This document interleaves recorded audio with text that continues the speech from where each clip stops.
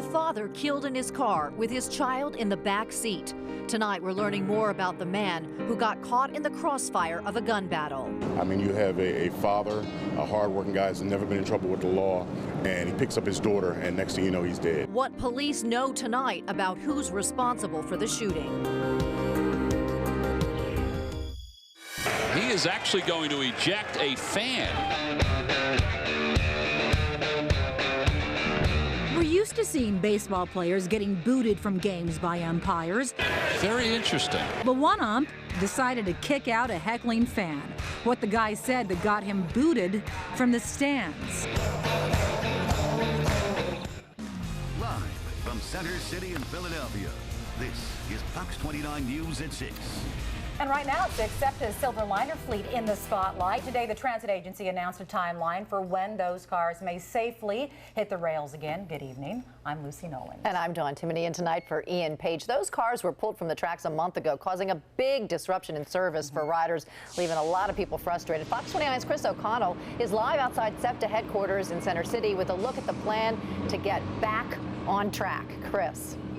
Well, Dawn, commuters may not like them, but at least they have some answers tonight as to when things will return back to normal. SEPTA officials expecting that full rail service for regional rail will return to normal sometime in October. It's been a long couple months for them, or at least month anyway, for rail commuters when a third of its SEPTA fleet was sidelined because of manufacturing defects.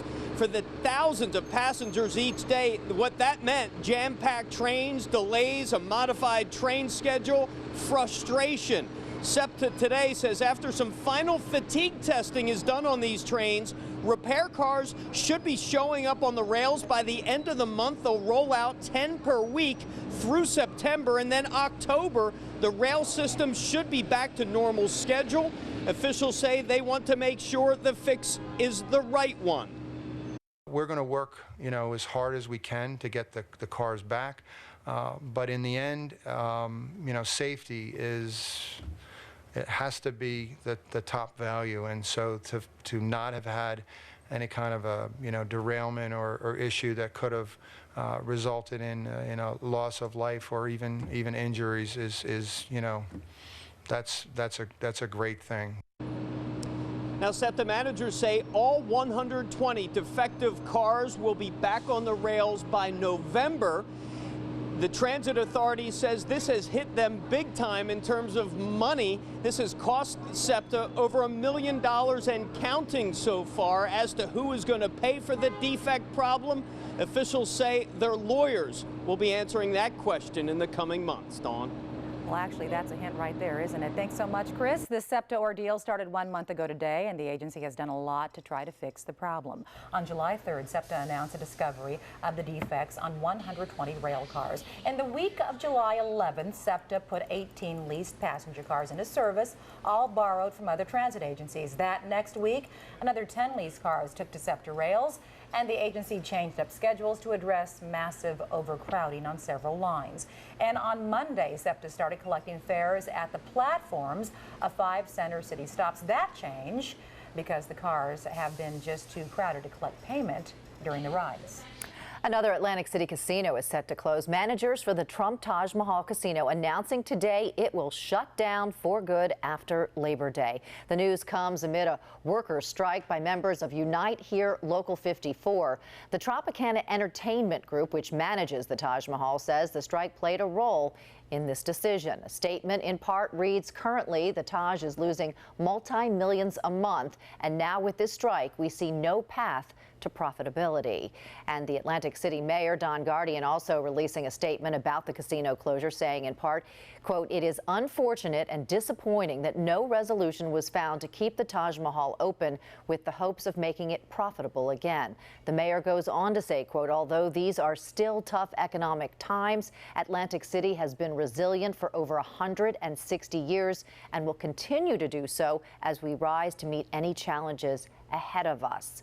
The closure of the casino will cost 3,000 workers their jobs. The casino was opened by presidential candidate Donald Trump back in 1990, 26 years ago, but it is now owned by billionaire Carl Icahn. 4 other Atlantic City casinos also closed in 2014, leaving just 7 AC casinos now. Your Fox 49 Weather Authority, another comfortable day across our area. You know what? Actually, I would go so far as to say absolutely fantastically gorgeous. It was a 10. I agree. Our cameras got lots of folks enjoying the warm breeze in Washington Square Park. Look at that cute little guy. Aww. Meteorologist Kathy Orr standing by now with a look at how much longer the cooler temperatures will stick around. I'll give you $5 to make it stay another week. Taken. How about 10? Perfect. Oh, okay. All right, I'll go 10. I'll go 10 on Absolutely, positively gorgeous. Yes, a beautiful, beautiful day. Not a cloud in the sky. A few fair weather cumulus moving in right now. But look at these temperatures. 82 in the city, Pottstown 78. Very comfortable in Dover 78. Reading at 80 degrees. So no complaints weather-wise. If you're going to be out this evening, wow, what a great night. 7 o'clock temperature 80, 74 by 9 p.m. Even at 11 o'clock, just really pleasant to be outdoors with a temperature of 72. Coming up, we're going to talk more about how long this quiet, comfortable period lasts. We will see the humidity make a comeback, and that will set the scenario for some Saturday storms. We know you want to be outside, probably have plans, maybe even down the shore. We'll track those and time them out coming up later in the broadcast. All right, talk to you then, Kathy. A first in our nation. Police have arrested a law enforcement officer for terrorist-related charges. Federal prosecutors have charged 36-year-old Nicholas Young of Fairfax, Virginia, after an FBI sting. The FBI says the Metro D.C. transit officer bought nearly $250 in gift cards with the intention of giving them to ISIS, but unknowingly gave them to an undercover FBI agent. Court documents show Young was on the FBI's radar since 2010. Prosecutors say he also traveled to Libya twice in 2011 to meet with rebels. Right now, police are searching for the killer of a father whose life was cut tragically short. Police say the dad had just picked up his child and was driving home from work when the bullets started flying on Germantown Avenue. We're told the shooting had nothing at all to do with him. Fox 29's Karen Hepp has the latest on what authorities are saying tonight. Al Ford clearly loved his little girl. Their smiling faces beam from so many happy photos. Police say the hardworking dad had just left his job and had come here to the Children's Nest to pick up his 3-year-old last Thursday. Seconds later, he was dead. She was sobbing because gunfire had erupted all around them. We got his daughter out the back seat before anything, though. The daughter was still strapped in. It was horrible because so many people was around seeing that horrific incident, you know what I'm saying? It was just tragic. Just like in this photo, police say Al was driving and his little girl was in the car seat. On the phone, her mother, who asked to speak with the baby. As he turned, police say, the bullet struck his temple. We believe that he possibly protected her, and that bullet actually, unfortunately, could have struck and killed his daughter. Prayer candles burn before a life in pictures. So many wonderful moments. But police say it was all taken away by 2 groups of men with bad blood and guns who didn't care about anybody else opening fire on a crowded street. It's sad when you can't go to work, take care of your responsibilities, and just continue on with your life. And you got to be worried about if I get caught up in the crossfire of the next man's dumb situation. Because the situations that be taking these lives, they be dumb situations. Like, it's not over anything that a life should be taken for. Police say they have excellent video of the scene and are interviewing people right now to identify suspects. Captain Clark personally spoke with the heartbroken family. I talked to her personally. She's very, very distraught, and I just promised her that we would do our very best to make an arrest very shortly. There is a $20,000 reward in connection with this case. Also, the heartbroken family of the victim has set up a GoFundMe page. We'll put the information right on our webpage, fox29.com. I'm Karen Hepp, Fox 29 News. In Bucks County, police say they've arrested a woman for hiding the whereabouts of her young daughter from the girl's father. Lower Makefield police arrested 48-year-old Holly Dabrowski yesterday. They say she has no fixed address. Investigators say she failed to return her daughter to the father and wouldn't tell him where the 5-year-old was. Police found the child unharmed in Florida, though investigators won't say who was caring for her there. The mom is in prison tonight, unable to post bail. 3 men are under arrest after police say they were running an elaborate edible marijuana business out of their Southwest Philadelphia home. These are police photos of some of the marijuana-infused products narcotics detectives say were being sold out of a house on the 1900 block of Federal Street. Investigators say the suspects were using social media to sell pot-laced cookies, cereal bars, donuts, and other products to customers. Jason Jones, Shannon Reynolds, and Mark Gresham were charged with possession with intent to deliver. Several months ago, 2 of the suspects were actually featured in a Fox 29 segment on marijuana edibles. Vice President Joe Biden is in Philadelphia tonight, set to speak to the World Affairs Council. The event starts in around about 20 minutes at the Hyatt at the Bellevue in Center City. The council is honoring the vice president for his leadership of the president's initiative to speed up research toward cures for cancer.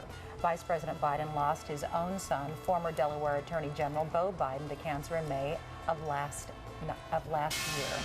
Turning to you decide tonight, Democratic presidential nominee Hillary Clinton returned to the campaign trail in Colorado today, where she talked about her plan to improve the economy. Clinton leads in that state by 8 points, according to the average from Real Clear Politics. During today's stop in Denver, the Democrat hit rival Donald Trump for using manufacturers in China to make products for his tie line. Meanwhile, Donald Trump was in the battleground state of Florida today, where he hit back at Hillary Clinton. And despite a tumultuous week for the campaign, Donald Trump told supporters in Daytona that his campaign, quote, has never been more united. Trump then blamed Clinton for the rise of ISIS. An Empire had enough of the trash talk from one spectator at the Phillies game, told him to get out. Tonight, we're learning more about the baseball fan who got riled up and struck out. Plus, phone video shows the aftermath from a crash landing at one of the world's busiest airports.